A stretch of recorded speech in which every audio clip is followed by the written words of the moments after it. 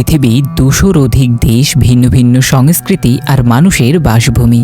কিছু দেশ উন্নত, কিছু উন্নয়নশীল, আর কিছু দেশ এমন এক বাস্তবতায় আটকে গেছে যা শুনলে আপনারও হৃদয় কেঁদে উঠবে। আজ আমরা সেই দেশের গল্প বলবো যা বিশ্বের সবচেয়ে গরিব দেশ হিসেবে পরিচিত, যেখানে স্বপ্ন নয় বরং খাবারের জন্য চলে প্রতিনিয়ত সংগ্রাম। কিন্তু গরিব এই দেশটিতেও রয়েছে লুকানো সৌন্দর্য, সংগ্রামের গল্প আর উন্নতির সম্ভাবনা। স্বাগতম আমাদের আজকের ভিডিওতে, যেখানে দেখব পৃথিবীর কঠিন বাস্তবতা ও বিশ্বের সবচেয়ে গরিব দেশ বুরুন্ডি নিয়ে। তবে আপনি কি জানেন গরিব দেশগুলো কিভাবে নির্ধারণ করা হয়, অথবা কেন এক দেশ অন্যদের থেকে পিছিয়ে পড়ে? গরিব দেশ নির্ধারণ করতে সাধারণত জিডিপি প্রতি মাথাপিছু আয় নির্ধারণ করা হয়। সহজভাবে একটি দেশের মোট অর্থনৈতিক আয়ের পরিমাণ দেশের প্রতিটি মানুষের মধ্যে ভাগ করে দেয়া হয়, যা প্রতিজনের মাথাপিছু আয়। যেই দেশের মাথাপিছু আয় যত বেশি, সেই দেশ তত ধনী।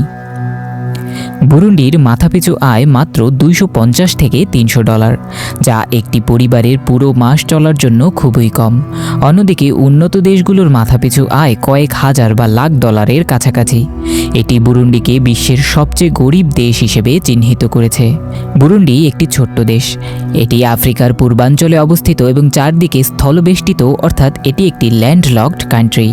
দেশটির মোট আয়তন মাত্র 27,830 বর্গ কিলোমিটার, আর জনসংখ্যা প্রায় 1,20,00,000। ছোট্ট এই দেশটির ভাষা মূলত কিরুন্ডি এবং ফরাসি। দেশটি 1962 সালে স্বাধীনতা লাভ করলেও এর ইতিহাস দীর্ঘদিন ধরে দারিদ্র্য, সংঘাত এবং সংকটের সাথে জড়িত। কিন্তু কেন বুরুন্ডি সবথেকে গরিব দেশ? বুরুন্ডি গরিব হওয়ার পেছনে রয়েছে অনেক কারণ। সবচেয়ে বড় কারণ হলো রাজনৈতিক অস্থিরতা এবং সংঘাত।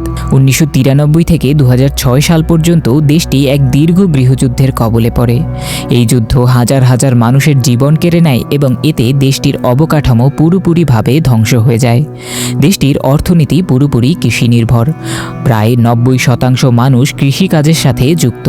কিন্তু কৃষির জন্য প্রয়োজনীয় আধুনিক সরঞ্জামের অভাব, জমির উর্বরতার ঘাটতি এবং প্রাকৃতিক দুর্যোগ তাদের উৎপাদনশীলতাকে বারবার বাধাগ্রস্ত করে। স্বাস্থ্য ও শিক্ষা খাতে ভয়াবহ সংকট রয়েছে দেশটিতে।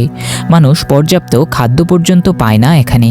স্বাস্থ্যসেবার অভাবে শিশু মৃত্যুর হার অত্যন্ত বেশি এবং দেশটির প্রায় অর্ধেক জনগোষ্ঠী এখনও সাক্ষর নয়।